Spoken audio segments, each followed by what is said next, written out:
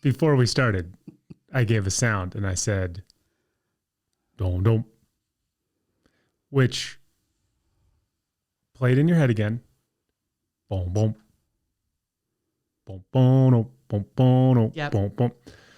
You have been listening to that song for like the last 3 weeks. Have I? Yeah. To the Hair somewhere on me. Sorry. to the point where, like, and it's weird to me because you have AirPods that you wear easily 3 to 5 times a day, Yep. and you play Uptown Funk. without them. I know. I just love it so much.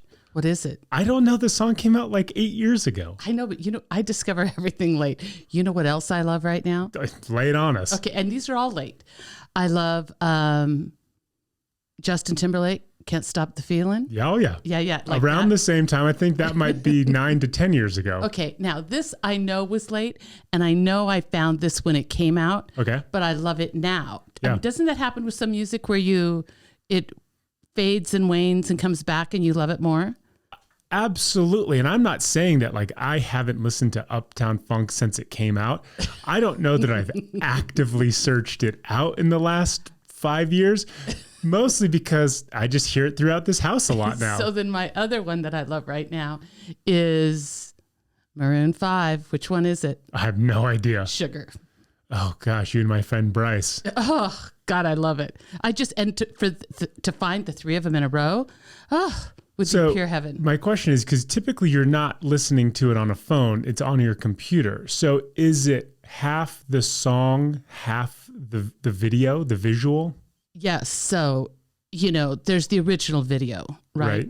But then there's 1,000 other good videos. Do you know what I mean? Oh, like people who remixed it? Well, like if you haven't seen him on Ellen, which was a number of years ago. Which are we referring to? Bruno Mars? Bruno Mars. Okay. Yeah. But like they literally stand in the audience and sing the song. Yep. And the audience does all the moves. So they're so cute, Yeah. Or have you seen that remix where it's all like Fred Astaire? I promise you I haven't. Oh, really? No. Oh my God. It's amazing. It's like all the dancers from Gene Kelly, Fred Astaire. I mean, like the greatest dancers in the world. And they put all the old movie dancing parts to Uptown Funk. Okay. And it's perfect. Oh, maybe I have seen that. It's awesome. Maybe, I mean, it has been 7 years, but I probably have seen it. So just because, listen, I love music. I listen to music every single day. We've talked about music on this podcast before. You typically listen to podcasts and NPR, especially when you're in the car, talk radio, stuff like that. So when that emotion overflows, and it's usually at the most random times, like I'll assume you're on the phone because I'll have heard you talking from the office. And then there will just be like, I don't know, a couple minutes of silence to which doesn't register with me. And then I'll hear boom. Boom, boom, oh, boom, boom, oh, boom, boom. And it's blaring and it literally just comes out of nowhere. Well, I don't know. Like it showed up on, like my stream somewhere on my computer or my phone. You found your way to YouTube and it was like, YouTube says, oh, we know what she wants. She's not searching for anything other than we know these exactly 3 songs. the stuff she likes. And we know that the way she likes it. Exactly. Because the other thing that's funny is on your iPhone, when we get into your car, it automatically pairs with the car. Right. And there will be songs that start playing. And on your iPhone, you only have like 9 songs. No, I have more than 9, but it's Not many more. It always starts with are they the goat? No, what are they called? It's the one where Yo-Yo Ma plays with, Like a bluegrass band? with a bluegrass band. Yeah. Oh, I love that. Again, do you have any idea what the name of that song is? Goat something. Oh. No, I think it is. Oh, here I have my phone. Because the other staples are Marvin Gaye. Oh, Marvin Gaye, come on. I mean, you're not going to say anything bad about Marvin Gaye. No, I'm just saying that your expanded music vocabulary, which you have, is shrunken down to what you actually like to listen to. And then, so there's the Marvin Gaye, and then there's Jay-Z with the Alicia Keys Empire State of Mind, which again is such a random song for you, but you love it. I love it. So here's who's on my playlist, and it's more than 9. List it all for the listening audience. I have 2 songs by Adele. Of course, which are? Rumor Has It. Yep. And I don't know what the other one is. Don't Know Why. No, that's Nora Jones. Don't Know Why. Okay. Al Green, Black Eyed Peas, and it's the only song I like with Black Eyed Peas. Well, what is it? It's the one like, I don't know. It's one song. Sing it. I have the artist list here, not the song. Let's see. Let's go. Don't start playing stuff. We're gonna get DMCA'd. Oh, The End. Do you know? Nope. Yes, you do. Help me out. This is the end. No, the one she did with Oprah. The one they did with Oprah on the stage where all the 10 million people did the Do you guys see exactly what's happening right now? She's explaining a song to me on visuals from television. Black Eyed Peas, The Energy Never Dies. I Got a Feeling. There you go. That's the name of the song. Okay. That was the album I was reading. Sorry. Okay. Then Bruno Mars. Clearly. And Bruno Mars, I don't have Uptown Funk on here. What song is that? Beautiful. Okay. Yeah. And then who are these guys? This might be the Goat People. Oh, this is the Goat Rodeo. And it's Chris Teal, Edgar Meyer, Stuart Duncan, and Yo-Yo Ma. It's the Goat People. It's called the Goat Rodeo. Yep. Oh my gosh. I love that. Okay, then I've got a Fleetwood Mac. And then which Fleetwood Mac song is it? Is it with your boy Dogface? No. Yes. Well, not with him. Well, not with him, but yeah. It's his song. Yeah. And then I've got, how do you say his last name? Israel, the guy that sings Over the Rainbow from Hawaii. I don't know, but the chubby he plays the ukulele. Somewhere. Yeah. Okay. Then I've got, of course, Jay-Z. Then I've got Johnny Cash, Ring of Fire. Okay, great. And then I've got Marvin Gaye. Yep. And Marvin Gaye would be Don't Stop Till You Got to Give It Up. Yep. Oh, God, that's the best song in the world. If somebody hasn't listened to that song lately, just listen to it. It'll make you happy. Then I've got a couple of Michael Bublé's. Got it. I've got Michael Bublé with Blake Shelton. Got it. Home. And I've got Michael Bublé, I don't know. I hope everybody at home is writing this down because there will be a quiz after this. And then I've got, okay, I'll go quick. Nora Jones, Sam Cooke, and Sandrine. I don't know who Sandrine is, but I love this one song of theirs. Nice. Yeah. Oh, it's a group, not a person? No, it's a person. Sandrine. I think it's a person. Sandrine or Sam Dream? Sandrine, and it's only a girl on the cover. Sandrine. Sandrine. Where do we go? Is what it's called. Sometimes. Oh, and then wait, but I didn't mention. Waiting. Who are the guys? And this is the episode where we lost every listener ever. Who are the guys that sing? It's that African group. I don't know if they're African. Toto. No, forget it. Okay, artist. I'll tell you who they are. It's I cast the reins down. Madi Sayut. Oh yeah, that. Oh no. What is that? Who are they? It's not a band. It's a person. Is it a person?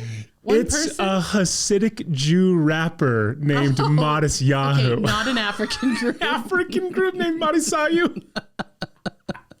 Oh, don't make fun of me. So no, it's not making fun of you. I love his song. So I just pick these random things out. But I mean, Justin Timberlake's not on there.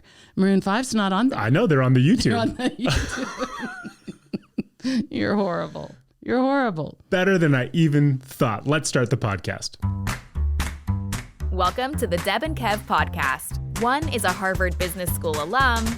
The other is her son, discussing business, pop culture, family, and everything in between. Now, here are your hosts, Deb and Kev. Hey, hi, hello, and welcome to the Deb and Kev podcast. Sitting right there wishing she was Ellen so she could meet all of these famous musicians. It's my mom, Deb. I'm Deb. And I think that would just make me Twitch, the guy who sits in the back corner. I want you to be Twitch. Can you dance? Because he can dance. I mean, I can dance, but can I dance the way Twitch dances? Twitch is good. I think if you had a couple lessons from Twitch before he left and before you took over his spot, you could do it. But Twitch is very good. I'm her son, Kev, and this is our podcast. On today's show, Deb is going to be talking to us. She's going to be criticizing all of us. She's going to be casting aspersions about all of us and our procrastination. We are also going to put on our sport coats and ties and debate brand new questions in Would You Rather. We have a very, very, very special message to a very special listener that we will talk about towards the end. And as always, we will let you know what we are thankful for and what we are eating for dinner tonight. We might not actually be making it.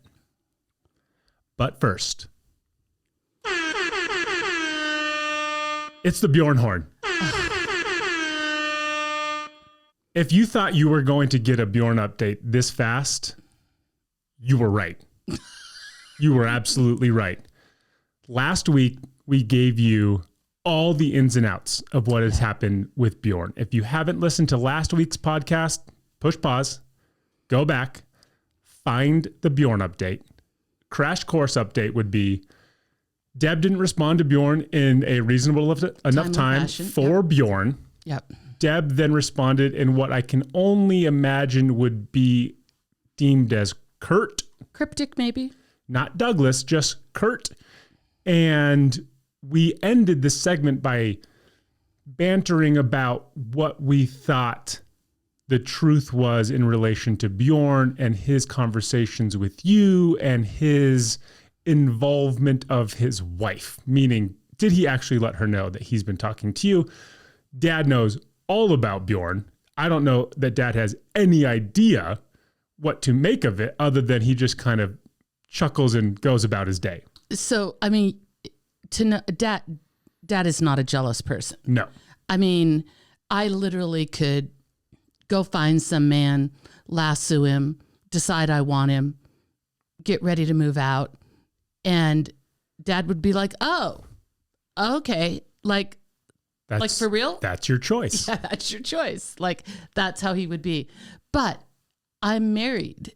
I'm married to Dad. Checks notes. Yes, you are married. I feel like if another man reaches out to me that isn't totally business and, do you know what I mean? That Correct. Somebody he would know, that I need to be responsible and say, hey, this guy reached out. Now, what I don't do is ask Daddy for permission. Right, but especially because it's a nothing burger. It means It's a nothing burger. nothing. It's a guy literally across the world who you haven't spoken to in 40 years, just messaging you out of the blue. It would be weird if you didn't mention it. Right. I mean, well, we just have as news in the household. we have a literal segment on our podcast about it. Right. It's called the Bjorn Update.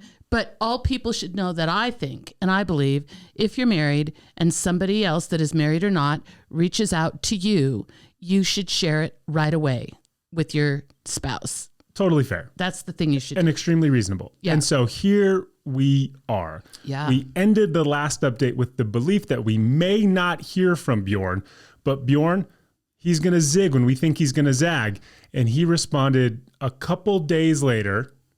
And what did the big Bjorn daddy say? So the last paragraph of my text to him was, because I believe I even said in a previous podcast, everybody knows.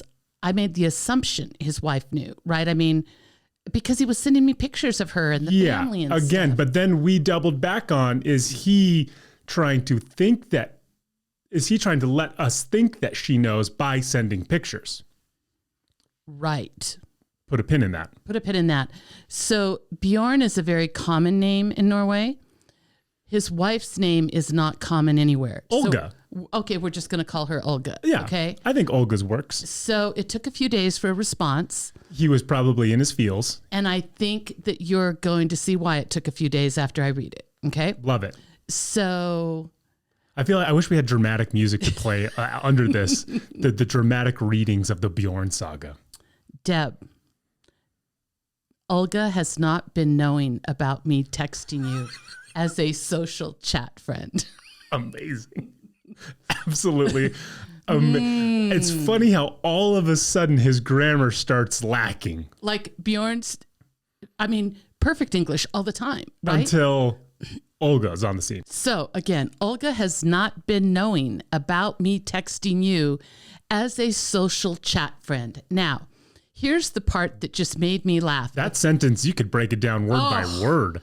Olga has not been knowing, which isn't, I didn't tell her. Right. It's like that information was out there in the universe and Olga didn't grab it and know it, right? Yeah, like I said, I'm talking with a friend from my past, but I just said it in general. And Olga, her fault isn't knowing. She didn't know it. And then the other part that I love, because literally if Dad came to me with this, I would take a bat and hit him. As a social chat friend, I didn't realize that we had labels on our...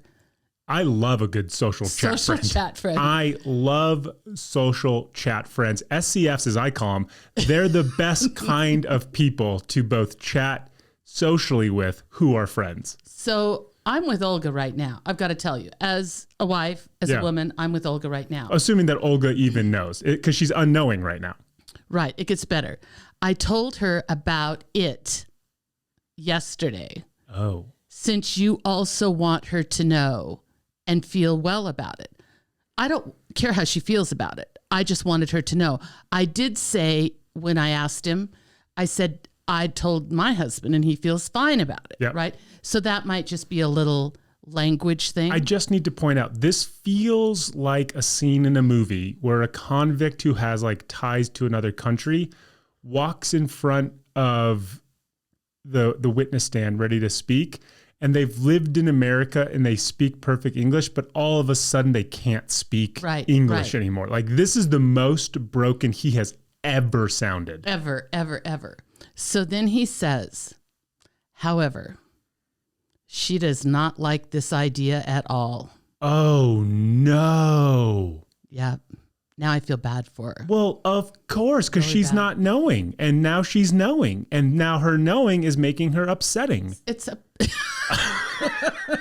It's making her sad. Of course. She thought Bjorn was her ride or die, and Bjorn's social chat friending people. I know. So, unfortunately, I think he's breaking up with me right here. Clearly. Okay. So, unfortunately, this shall have to be my last message to you. Again, the worst English she's ever had, right? By far. I am very glad to know that you have had a good life. Finding out was the main reason for looking you up, along with letting you know about your mother's letter to me. It has been nice to be in touch with you. Stay well. Bjorn. So what do we take from this, other than unabashed sadness that this is clearly where the road ends with Bjorn and our podcast? Well, sadness for you, because now the Bjorn horn is going to have to be labeled something else. I'm just going to play it on repeat as we end the show. Okay. So, a little bit of it is too bad, because I think it was nice that he reached out, because there really wasn't a thing between us. At least on my part, there wasn't a thing between us. It seemed extremely innocent and sincere when it started. And sweet, very, very sweet. And then, then I kind of felt like Bjorn had a few little control issues, that weren't making me okay. Then when it occurred to me that maybe she doesn't know, then I clearly didn't want to be part of it. What about his interaction with you? Did red flags go up that you thought, I don't think she's aware of this? It was the thing. So he did that thing where he was trying to say, like, I'm waiting for you to respond. Like, the back and forth, it has to be kind of like letters of days of old, right? That's how he wanted. And I'm like, dude, it's a text. We can just text whenever we feel like it. That's the whole point of text, right? Which, that type of communication makes sense knowing him a little bit better, which is it's a give and take. You go, I go, you go, I go, because he is not remotely tech savvy. Right. So that part just annoyed me, where I just felt like I needed to set him straight. Like, look, you're going to hear from me when you hear from me. Yes, I'll answer your questions. But that is so rigid and rote and weird. Yeah. I'm not going to do that. Agreed. But then he said something like, in the end, I may be, or like ultimately, I probably can only text you twice a month, which was weird. That's so weird. And I did say to you at one point, because, it gives the time and we're 9 hours apart. I said, he is texting me like at 1 o'clock in the morning. That's what it was. Yeah. Like, which I felt was consistently strange. It was routinely early morning, late night texts. Yeah. And then even with his, again, very, very good English, there was he couldn't mask the suspiciousness of, not his intent, because I don't think there was any intent, but he was clearly hiding elements, if not all of this, from our dearest Olga. Right, our dearest Olga. And, the thing, I don't know what their relationship is like. I don't know anything, but I know if Daddy came to me and said, I've been texting this woman that I knew, that I took to prom way back. And, she's Norwegian. I don't know what her reference is for all things American, right? Right. And I've been texting her, and which then would cause me to say, texting her for like how long? And why? And let me see the text, by the way, Yeah. right? Which I hope he kept, because he should show them to her. They're completely innocent, right? But at least on my part, they're completely innocent. Well, yeah, and you're the one who gave him the impetus to tell her. So it's not like he had this, overwhelming sense of morality. You're the one that said, go talk to your wife. Right. And then, like if Dad came to me, the confession itself feels guilt-laden. Totally. You can't confess that, do you know what I mean, and not have it feel. So I suspect that there's a little turmoil in Bjornland right now. Little turmoil in Norway. Little sadness, and I don't think I've done anything wrong, but I am sad if his wife is sad. Oh my God.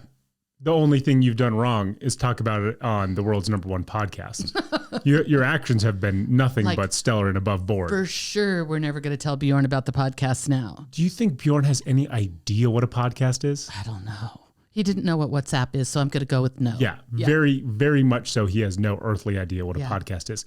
All right, put on your Debbie hat. Mm-hmm. Look into the future. Do we hear from Bjorn again? Okay, this is what I really think. Yeah. So he mentioned so many times to me that she's like 11 years older than him. Olga. Got it. That's a lot. And that's a lot at this age, right, that we're in right now. It's not a lot when you're 20-something and 30-something, right? But it does begin to show and change at this age. 70 is not 80 and vice versa. You're right. 60, 70, and 80 are different. I always say they're dog years, right? Yeah. They're just different. So I don't know. Maybe he's thinking, maybe Olga hasn't been well. I don't know. I think she's been well. All the pictures, she looks hearty and healthy and fine. Strong Norwegian woman. She looks like a strong Norwegian woman, yeah. But to be fair, it's weird that he is prepping his next lily pad for a jump she wasn't okay. And it's even weirder that he would think, who's going to be open to my Norwegian advances? The girl from 40 years ago. Yeah, that's, and I said immediately up front, I'm happily married. Yeah. And he's probably like, well, in Norway, happy is more of, an ambivalent feeling. It when comes and goes. Happy, we don't really mean happy. Right. Yeah. Yeah, it ebbs and flows. So it's the end. Sadly, I think this is the culmination of Bjorn and his updates and his horn. We will more than likely not be hearing anything more from him until Olga passes away. Then it's probably going to be a free-for-all, and he'll show up on this doorstep, and we will sit down and talk with him on the podcast. That is a Deb and Kev guarantee. Ugh, that's a sad day. All the Ride or Die listeners are very sad about this being the end of it. On Thursday, we talked about the dog. Give us the dog update. How is Izzy? Spoiler alert, she has a cone around her head.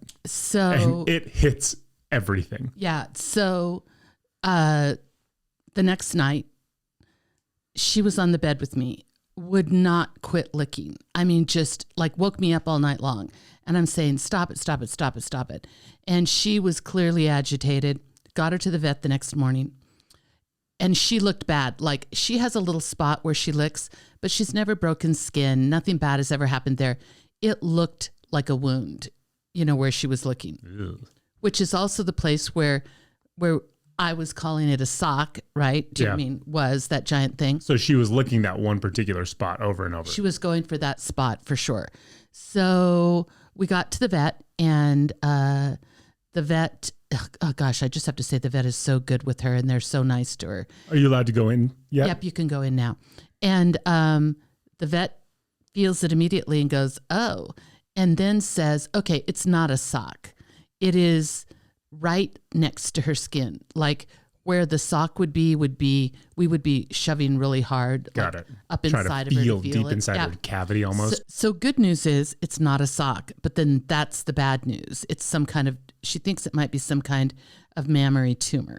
Now, this thing is large. I mean, you could hold it in your fist. It's large big. and it came out of nowhere. Came out of nowhere. Exactly.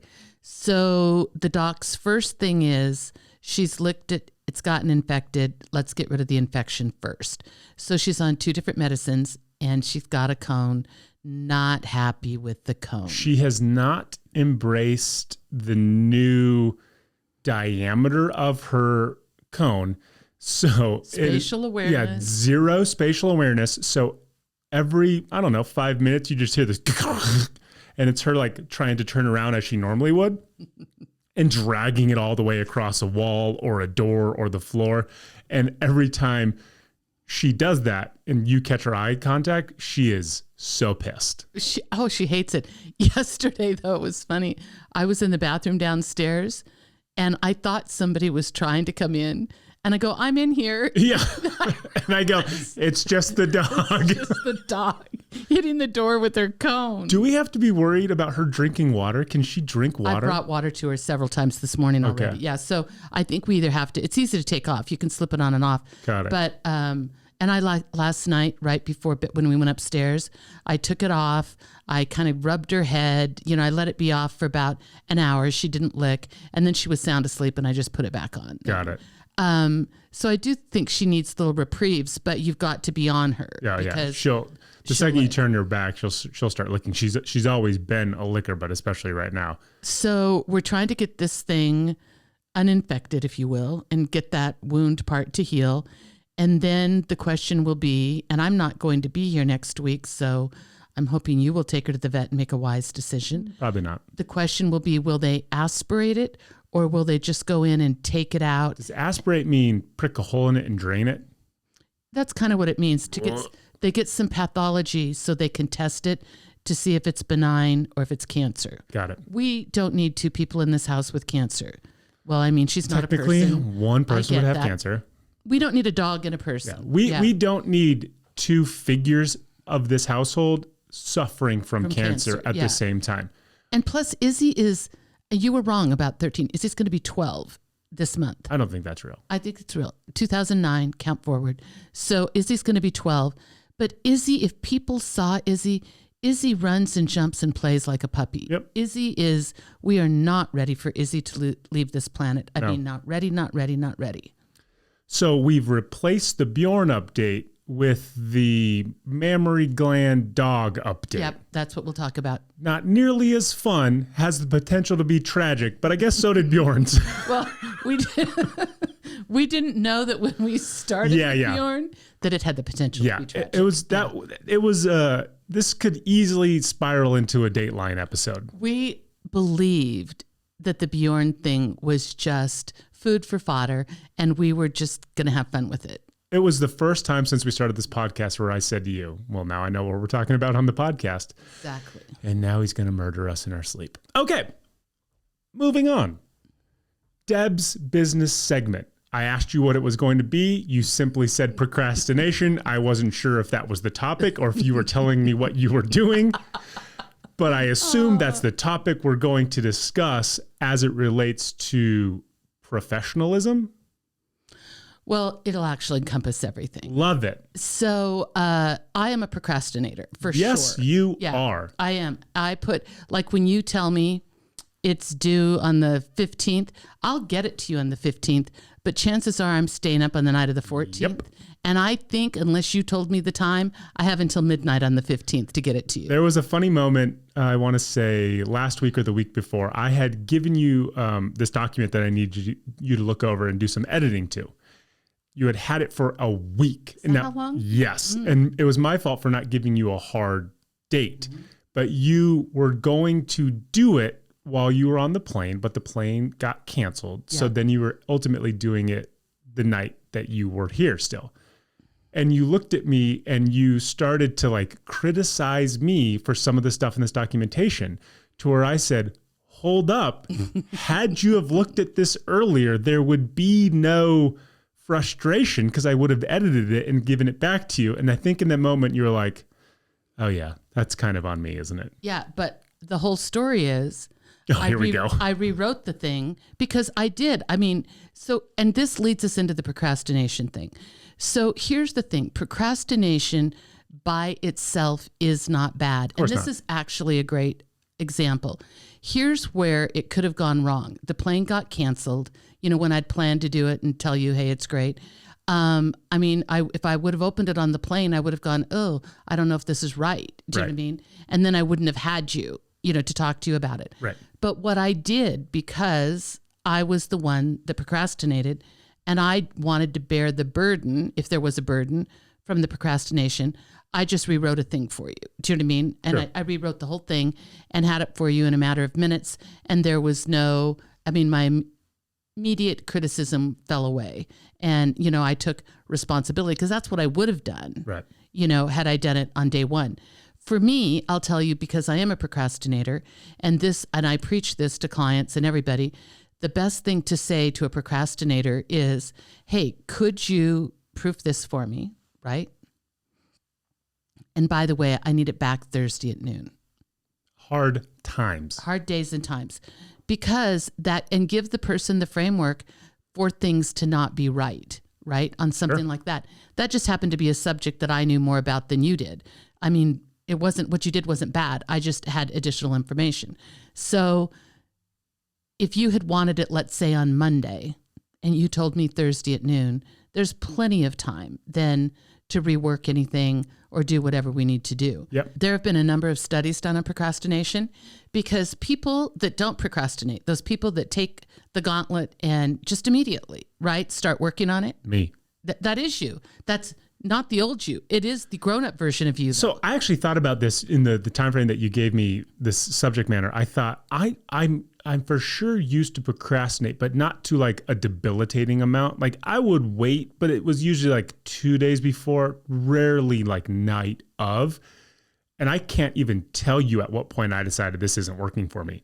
Because now I am total end of the spectrum. I want it all over and done with as fast as humanly possible. The second somebody tells you about it, you're like sitting down and doing it.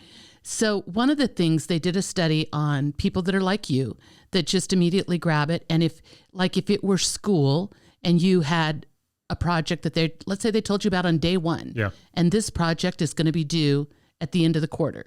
Yours would be done like the first few weeks. Totally. Yours would be done. Would you though? Here's the question about, once it was done, would you just leave it alone? Or because you have all that additional time, would you think about it and go, and I'm just going to use the word improve, but add to it, make it better?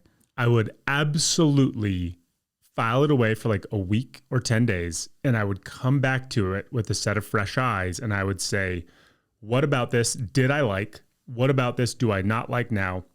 Let's make that change. Because when I would do stand-up comedy, I would write just the outline of a joke, just the basis of a joke with no real punchline, no real direction. I would just free form write it.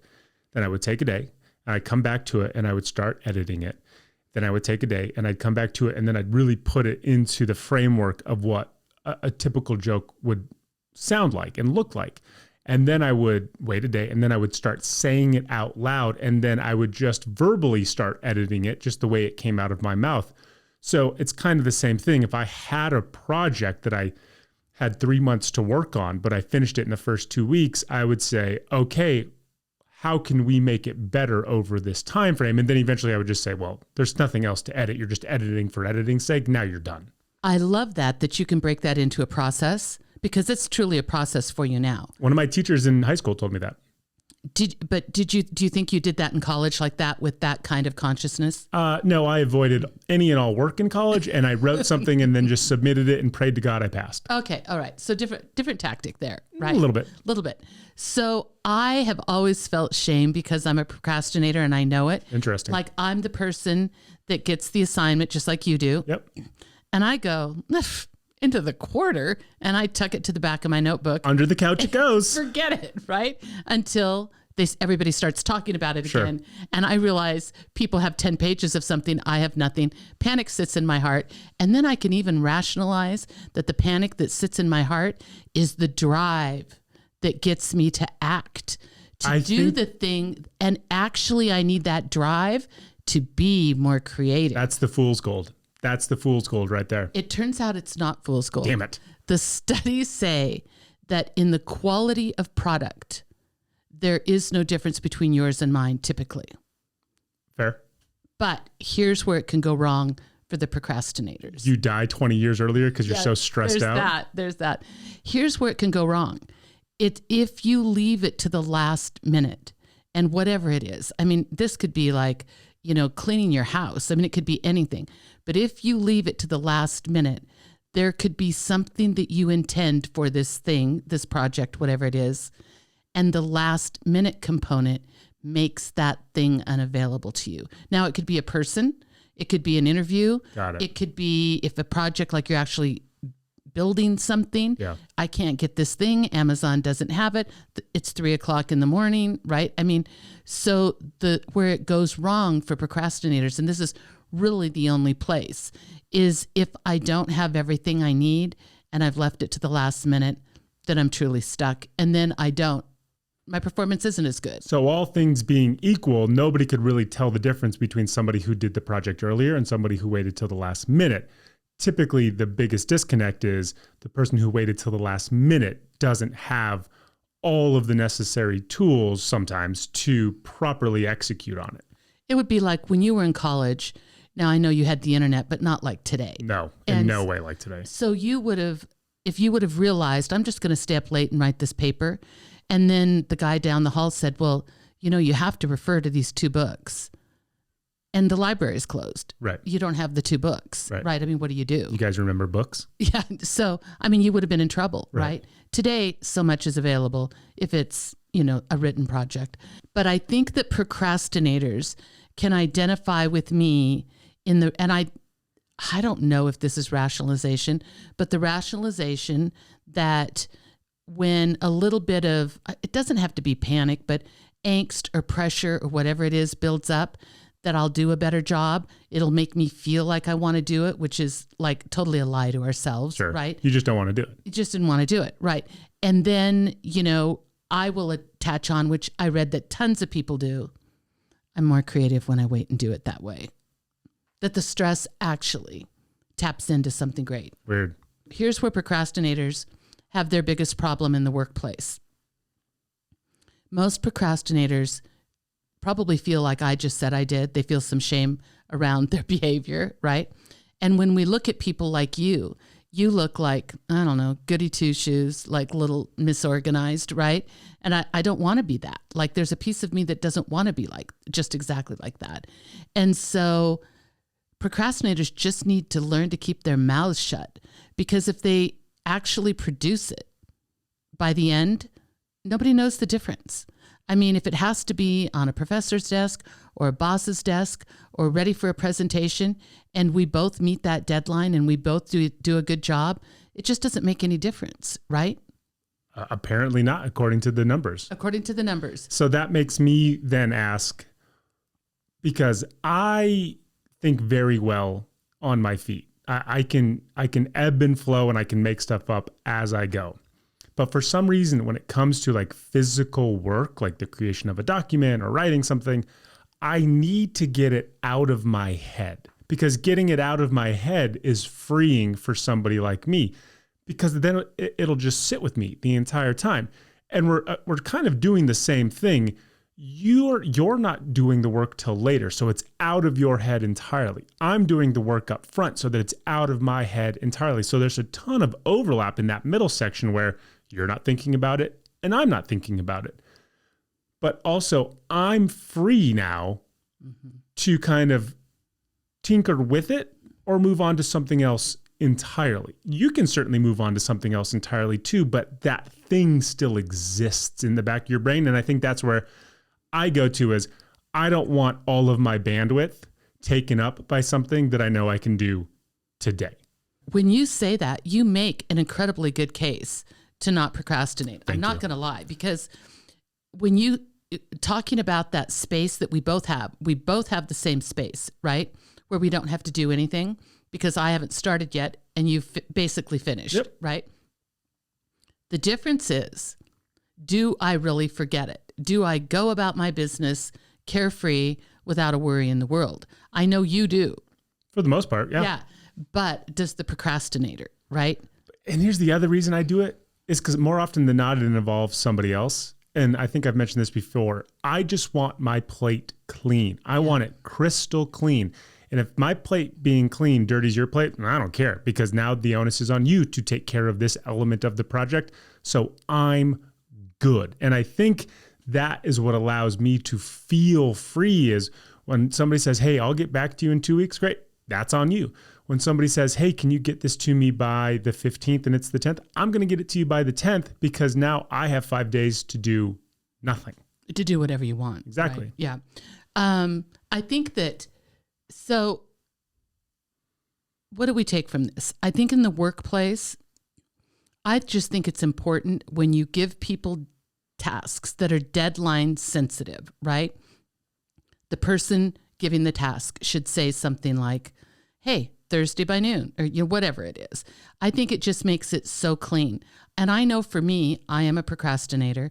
If you do the Thursday at noon, I'll meet it every time. I don't procrastinate past it. I won't miss the date, right? Because that's where procrastination becomes a real problem. Right. And you can't hide that. And that's who you are. And that's why you're going to get fired. Exactly. So it's that, and that's where people are going to recognize and put that label on you of procrastinator as a bad thing. And like, how do you explain that away at your next job? Why did you get fired? I'm a I couldn't meet procrastinator. deadlines. What do you mean you couldn't meet deadlines? You're an adult, right? That's the thing where as a kid and in high school, education related, I think there's some leeway with it because we all say to ourselves, well, they're figuring it out. There's no excuse as an adult to miss hard deadlines when people have given you more than enough ample time. You just look uninterested and you come across as super immature. Super immature. But here's the other thing, and I will say, because you are a checklist guy. I mean, I picture in your mind that you kind of have a checklist. Well, you have I have a whiteboard over my shoulder with a bunch of stuff that's in your mind as literally put checks next to. So you like to check it off. I also like to check it off. I just don't operate quite that way. Yeah. You like to check everything off all at once, all 10 check marks. That's kind of what I do. That makes me feel good. And then I just and then I even shred the list. Do you think at any point in your life you will become a pro-activator as opposed to a procrastinator? I hope so, because I have dreams about procrastinating. I like how you say as if it's not up to you. It's just some cosmic energy that's going to be bestowed upon you. My nightmares that I have are all about showing up without the dress, showing up without the food, not showing up. Those are all my nightmares that I have. So obviously, is that taking years off my life? Possibly. For sure. I can't imagine it's sitting well with your heart. Yeah, but let me defend people that are like me a little bit. We do better when you tell us the parameters. Yeah. Okay. And I recently, somebody that I was working with would do things like I, in my mind, think I have at least 24 hours to answer an email. Okay. I might answer an email in 2 minutes if I have to be sitting at a computer. But if I've been with clients all day on the phone, I'm not looking at my email, right? Right. So I had somebody recently send me an email. It was 3:00 one afternoon. I was working until 5 or 6. I did not look at my emails that night, which I felt like I had every right to not, if I want work to end, I can let it in. Well, sure. You still live in a free society. The next morning at 9:00, I answered the email. And the person just got all rah, rah, rah, rah, rah, and said something like, it's about time and da-da-da-da. And, it's been 3 days. And I looked back and thought, did I miss this? And I looked at it and I went, well, no, it's been 12 hours, less than 12 hours. What was it? 10 hours or something like that. And I was asleep for 8 of them, right? Which I immediately punched back. And I think that's the problem. People have expectations. that person wanted an immediate response to his email that was sent to me at 3:00. I answered at 9:00 the next morning. I stand by without him saying something to me like, could you get right to me? Yeah, ASAP. ASAP, or text me, because I can usually answer that a lot quicker. I stand by the fact that I answered in a reasonable amount of time. And when I said, by the way, it wasn't 3 days, it was this many hours, the comeback was, it felt like 3 days.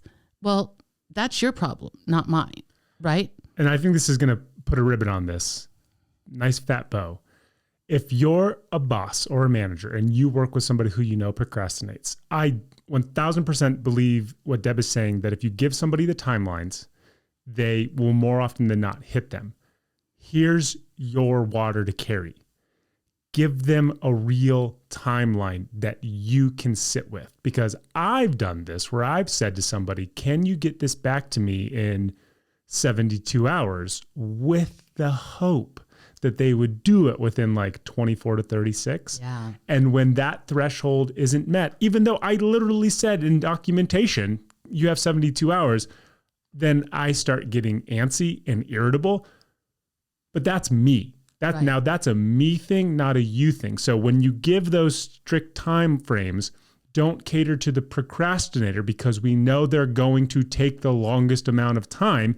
Cater to the actual need for the deadline. 72 hours, you'll get it at 70. I mean, definitely going to use the whole time. Wonderful. Here we go. A brand new round of Would You Rathers. I thought last time we played was fantastic. I have some very good questions here as well. I'm going to talk the majority of the time because my mom cannot stop coughing. Your last Would You Rather? Yeah. I have heard people in scenarios outside our home, because listen to my voice, Yep. It is spraying here, say, bless you, because people have sneezed. Mm-hmm. And now I have PTSD. You want to start screaming at them? I'm waiting for somebody to scream. Yeah. And then I say to myself, no, I picked to turn red. Yeah. I picked to turn red. You're okay.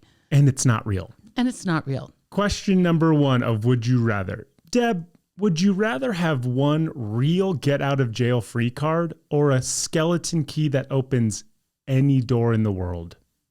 So a literal get out of jail free card. You commit any crime under the sun known to humanity, and you simply slide it to the cop and the cop lets you go. Or you have a key that allows you to get into any door you see fit to enter. I feel like if I choose the key, which is what I want to choose, I still need the get out of jail free card. And that's why the game is called Would You Rather? I have never gone to jail. Okay. So history dictates that I might not need that card. But the presence and possession of that card would give you the impetus to go commit a heinous crime. Like the purge.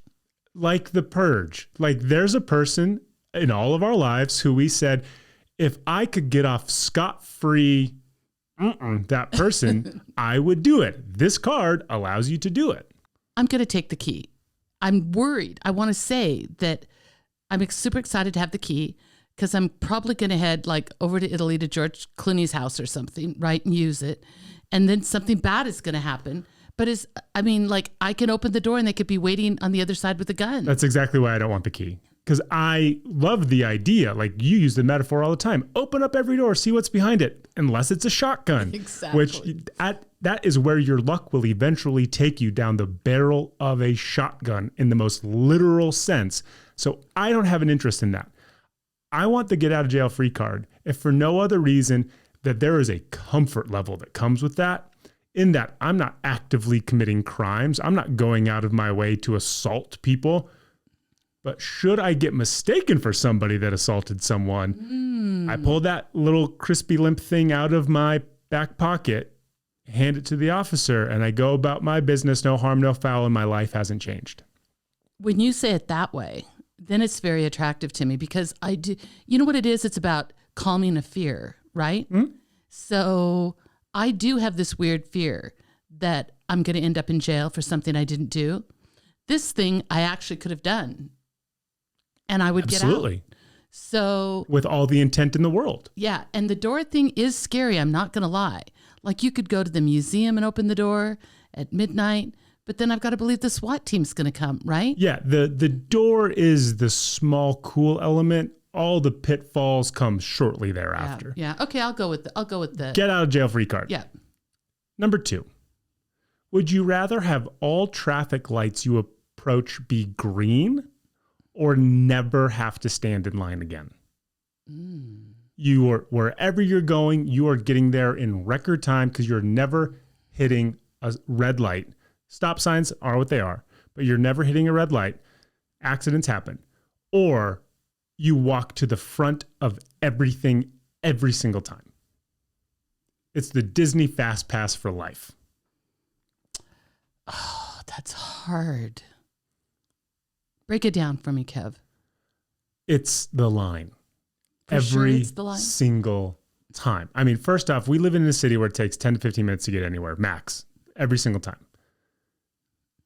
We also live in a city where there's not a lot of lines, but there are lines that exist here. My personal hell is waiting in a line because I don't feel more like livestock than I do when I'm just standing with a bunch of other people who are standing to go do something that a bunch of other people are already doing. When I think about the car, I didn't really think about Reno, which obviously the most of the driving I do is here in Reno, which you're right, 15, 20 minutes, who cares? So from the line, I'm like at TJ Maxx. Yeah. And I just walk past everybody. I think it's less that you get to like flash ID and like, ooh, it's Deb Zehner, the front of the line gal. That would be funny. I think it's more just cosmically, there's never a line for you. Oh, because I was going to say, I mean, if there's repercussions to this thing and I just go to the head of the line. TJ Maxx, you get stone cold murdered. I'm talking about. You get stoned, for sure. I'm just talking about like, there just so happens to never be a line anywhere you go. The line just disappears. Yeah. Oh my God. Well, when you say it that way, I have to go with the line. Yeah, it's always the line. Yeah, the line for sure. I mean, no TSA? Yeah, waiting in a car, I can do. I'm okay being in a car. Sometimes I get some road rage, but it's never because I'm at a stoplight, ever. Just knowing that I can get out of the car and walk to wherever I want to walk to, and that is going to never be met with anybody else in front of me. Oh my gosh, I would do that every single time. Yeah, I've got to go with that. I mean, come on. I'm okay. I think if I keep talking, it's just like I have to be silent. Great. Okay, that makes sense. I'll say that again. Say what again? I'm okay with that. No, I stopped recording on that. Okay. I don't know why. Number 3. Would you rather have unlimited, this is a good one for you. Would you rather have unlimited international first class tickets or never have to pay for food at a restaurant again? Unlimited first class tickets? Let me rephrase.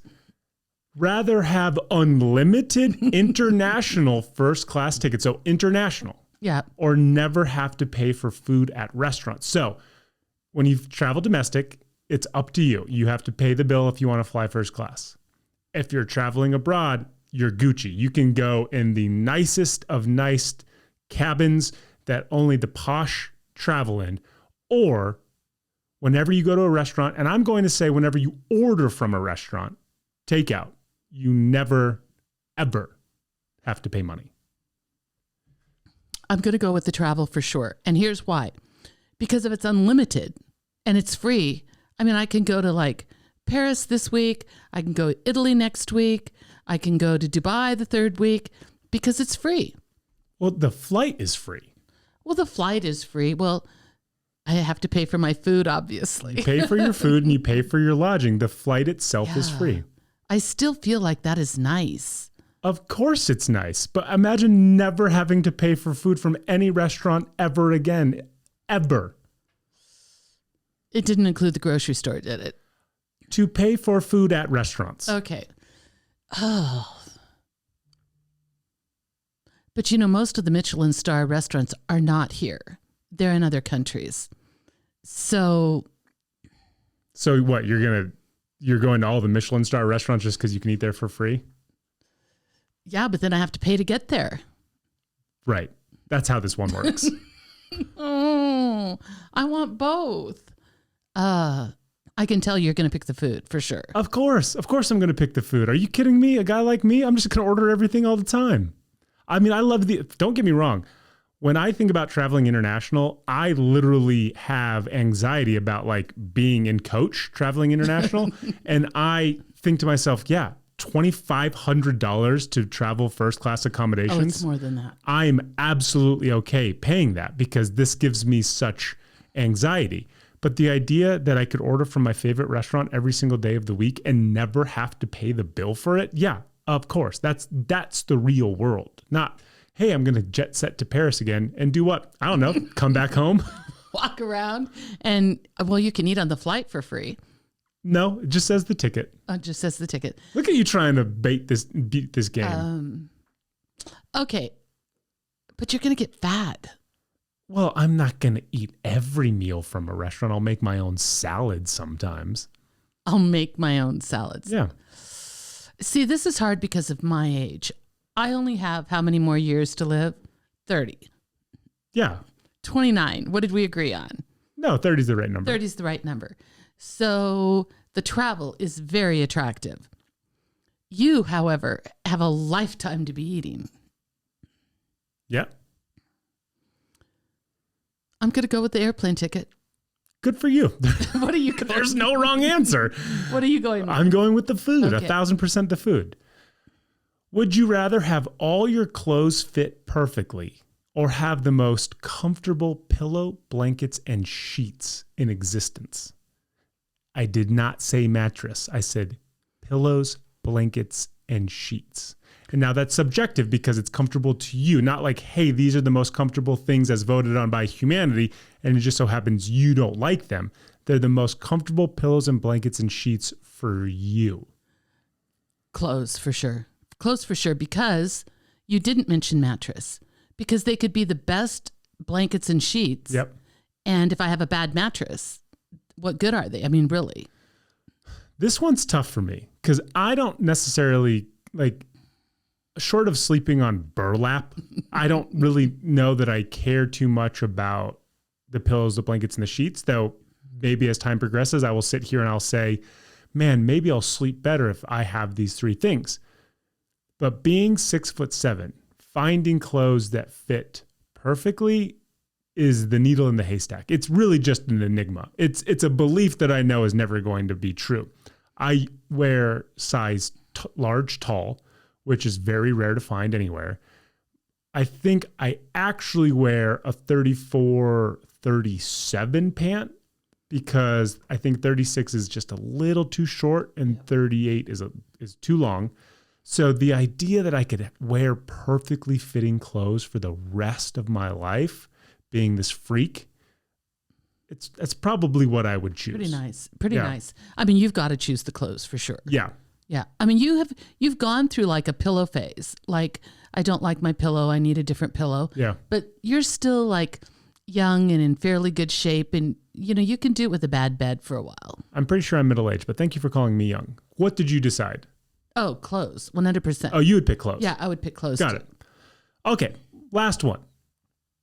Would you rather wake up as a new random person every year and have full control over them? So in theory, you're waking up as George Clooney, but you have the mindset of yourself, but you control everything about George Clooney for a whole year.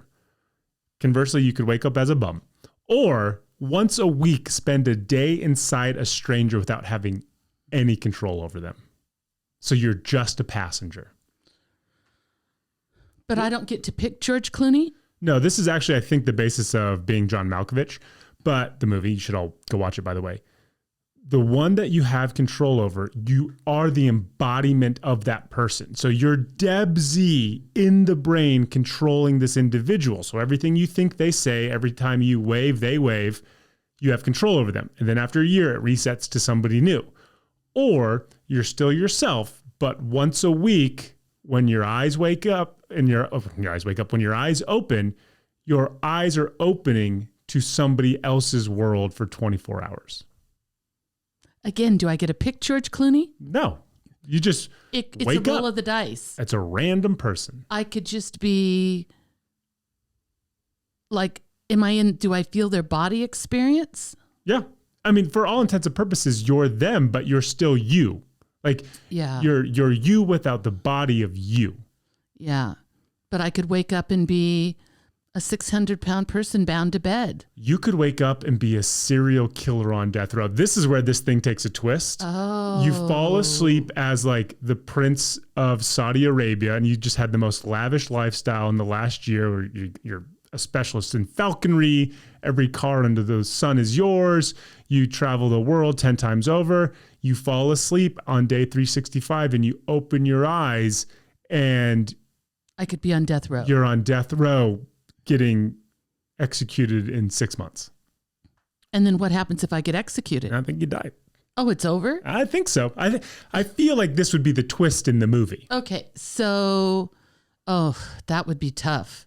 Very, very tough. And you're stuck with that for a year. Yep. That could go dark and bad very quickly. Yes. Plus, the other thing is you could be riding shotgun for another horrible, heinous human being, and you're just left to watch it all play out. Right. So then I could open my eyes and be in bed with a meth addict. You could. I mean, technically, we could all do that as of today. But it would be today I wouldn't wake up and be in bed with a meth addict. True. I'm going to take the meth addict. I don't know what you're even referencing with the meth addict. Well, I'm just saying you wake up. You said you wake up. Are you picking the person for a year or the stranger for a day? The stranger for a day. Got it. So 6 days out of the week, you're living your normal life. Yep. And then every Tuesday, you could be Bernie from finance. I open my eyes and I'm in Bernie's weird apartment and right. Yeah. Yeah. I think that would be fun. Yeah. I mean 24 hours you can do as long as they're not the 24 hours that you're going to get killed. There is a piece of me that says, though, wouldn't it be fun if you went on a heater taking over somebody's body for a year? Like you just strung like 4 years together where like you were the CEO of Google, then you were like a Top Gun pilot, and then you were, I don't know, who's a cool actor? John Hamm. And then you were like the equivalent of a modern day Mother Teresa. You just like bang them all out all at once. You're like, this is living. Well, no, that would be fabulous. But on the flip side, you could be a mass murderer. Sure. You could be in human trafficking. Yeah. You could be a pimp. Yep. I mean, you could be the guy that goes and collects the money and only beats people up. Yeah. Like you could be all those for 5 years in a row. You could. Yeah, I'm not going to do that. You're just going to be old Bernie from finance. Old Bernie from finance. Yeah. Wonderful. I think those are good would you rathers. Hopefully you guys played along at home. A lot of murder. It's would you rathers. I mean, in my mind, it's all positive until you drag me to the dark side. Yeah, it's true. That's kind of where I live. Okay, Deb, as we wind this down, what are you thankful for this week? And I know it's not allergies. Oh gosh, everybody forgive me when you hear this stuff in my voice. I'm going to be thankful. Well, I'm thankful that we have a really good vet that's taking care of Izzy. Yep. And I'm going to be grateful for all the good years we've had for her. Yep. With her. And I'm going to hope that my gratefulness pays off and that this is nothing, that she is going to be happy and healthy. But that dog has provided us, the best dog in the world. So much love, so much laughter. She's so good. I'm so grateful for her. Just a bump in the road, a bump on her body, and she'll be back to good health. Exactly. I'm thankful for my friends whose pregnancy you tried to ruin last week. Fortunately, I ran what happened by them, and they had a good laugh, and they said, it's absolutely fine. Don't worry about it. Rob and Bev, I know you listen to the podcast. 1,000 congratulations to you two and your soon-to-be child, I believe, coming in September. They have involved me kind of every step of the way, and they in no way needed to, but I am extremely humbled and appreciative of that because it's very cool. It's very cool to see a couple madly in love who are super duper excited with this new kid coming and who are like handling it in the most relaxed, not in your face, not all about me way. It in no way makes me want to have a kid, but it certainly sets the groundwork for how I would go about doing it. She looks adorable. Yes. I mean, oh my God. Just, she looks healthy, she looks happy, and she just looks darling pregnant. And kudos to Rob for putting on sympathy weight with her. They both have little beer bellies. Good man. Good man, Rob. Love you, Rob. What are we having for dinner tonight that we're probably not making ourselves? We're going to In-N-Out tonight. There we go. I looked at you and I said, okay, Deb, we made this great Easter dinner. What do you want to make tonight? And you looked at me and you said, is it gonna fall flat if we just tell them we're gonna go to In-N-Out Burger? And I said, nope, I don't think so. Because people that have an In-N-Out Burger will go, yeah, I get that. And people that don't will be jealous. Now, I want to forewarn you, only one of us in this house eats gluten, and that's the old guy, and he will have a bun. Deb and I go protein style, so it's just a lettuce wrap. Everything else is the same. But then we also get Flying Dutchman. If you don't know what a Flying Dutchman is, that's why we're here. It is essentially just the 2 burger patties with cheese.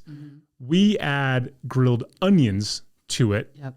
And then that's just what it is. It's just what it is. So if you're familiar, which most of you are, with In-N-Out, whether you have one or not, we do protein style, which eliminates the bun. Yep. And then we do animal style. Explain animal style to them. Grilled onions, mustard, and In-N-Out Burger's secret sauce. Yeah. So we do both of that. And it's filling. It's good. Totally. And, we always do a double-double. So yes, you're asking yourself, are Deb and Kev going to consume 4 patties before the night's over? You bet your butt. We are. Thank you very much. I promise you we'll cook something next week. This isn't foreshadowing of us giving up on the podcast. This is real life. Yeah. This is real life. Welcome to the real world. Yeah. Okay? Yeah.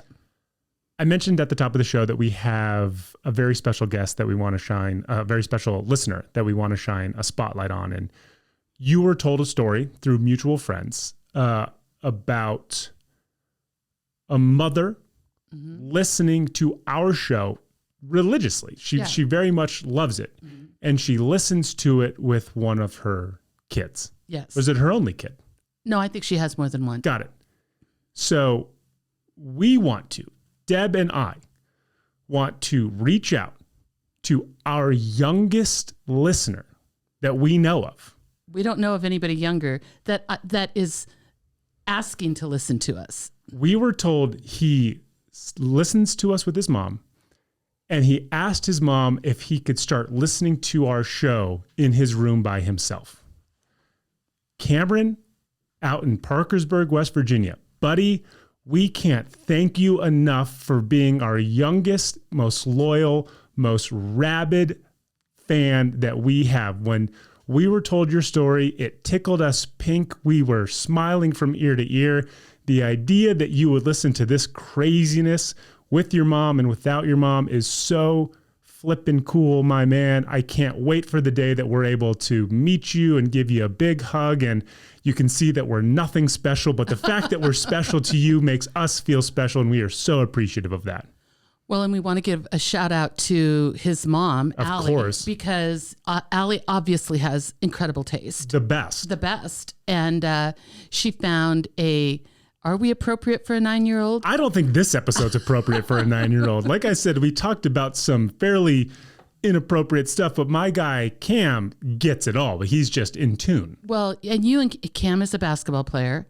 And so, I mean, come on, you two are kindred spirits. Buddy, let's play a game of horse the next time we meet up. Yeah. So we will find our way to you, Cam, at some point in time. We're calling him Cam like he's been our friend forever. He is. I have a nickname for him. What? It's Kill a Cam. Kill a Cam. Yeah, it's Kill a Cam. What? Kill a Cam, KC, my guy out in Parkersburg, West Virginia, 9 years old. We can't thank you enough for listening and supporting us. We genuinely love you to death. And you are our number 1 youngest fan. Of all the 9-year-olds, you're the number 1 9-year-old. Yeah. Let me tell you that right now. I think, well, we don't have swag. I think we need to send Cameron something. I'm also going to tell Cameron this. Cameron, buddy, set your sights higher than me, okay? Do not be 36 years old, living with your mom, Allie, doing a podcast. I know it sounds cool when you're 9. It gets a little more sobering when you're middle-aged like me. But again, buddy, thank you so much for your listenership. Thank you so much for enjoying this podcast. When we were told that, it seriously made our entire month. Oh, we were so happy. Allie, I'm going to say to you, if you want to keep him home until he's 36 and you want to do a podcast with him, just call me. Yeah. And Cam, if you have room in that basement when you're 36, just let me know. I'll be right over with all my stuff. Okay. There you go. Mom, anything else? I think we're good. My voice is finally okay. With the last 2 minutes of the podcast. Oh my gosh. Remember to like, rate, and review wherever you listen to this. I'm talking to you, Cameron. Like, rate, and review on all of those apps that you listen to And us. make all of your friends do it too, Cameron. Absolutely. And then follow us on all of our social channels at Deb and Kev Pod. And you can watch this podcast episode at our YouTube channel at Deb and Kev.